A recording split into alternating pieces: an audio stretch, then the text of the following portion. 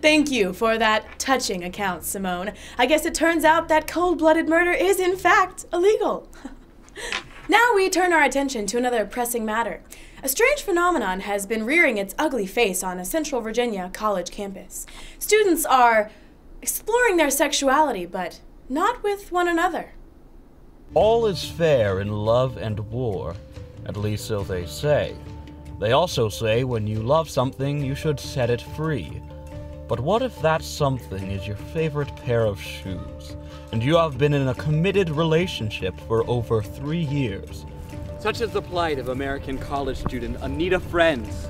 Anita attends the University of Richmond, where she majors in Russian studies with a double minor in military science and Uranus. I'm just your average student, you know. I go out on the weekends.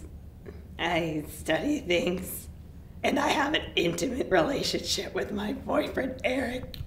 Now, when you say Eric, you're not referring to a person, are you? That is correct. In fact, Eric is actually a pair of wedge heels that you received at your bat mitzvah.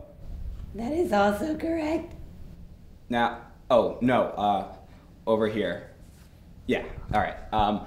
When our viewers hear that, I think the first thing that pops into their head is, what? And how do you respond to that? On the streets, I don't really look people in the eyes. But here on campus, I feel like I'm at home. Anita classifies as being objectum sexual, or romantically attracted to inanimate objects. Out of the 4,000 self-proclaimed objectum sexuals in America, 3,200 of them currently reside on the University of Richmond campus. So practically the entire faculty and student population are objectum sexual? That is correct. This shocking statistic has led to shocking changes in campus behavior. The UR campus police director, Pat McGroin, says that there is minimal drinking on campus. I caught a word with Pat McGroin when he was off duty. Now you'd think these students, by historic example, would be out drinking every weekend like a bunch of clownfishies, and that's just simply not the case. I mean, this is gonna sound crazy to you, it's gonna come as a shock. And I completely understand when it does. But 120 offenses a day of public indecency, now I've had it about up to here, and that's high. You might understand we'd be a little surprised when we found Lucy butt naked, rubbing her little tonguey up against E. Claiborne Robin's statue. Guess what? 2 weeks before that, Horatio was in the current, and he was rubbing his body up and down in a gyration motion up against the wall. As if that wall was his girlfriend, boyfriend, I don't care, tell him what it is. And then we have Sebastian out making out with the gazebo. I don't care who you are, you ain't gonna rubberneck in front of a gazebo. That means something to this university. Take it in your apartment, find a dude. Until you do that, I'm afraid I'm gonna have to arrest you each and every time. You know what I'm saying?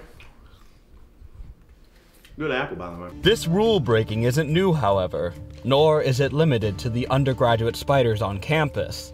I spoke with a faculty member who asked to remain anonymous. I believe that students need to understand that sexuality and love and flirtation can be expressed in so many different ways.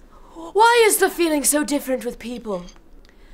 Why can I not do this with a series of newspapers or a well-worn book sock?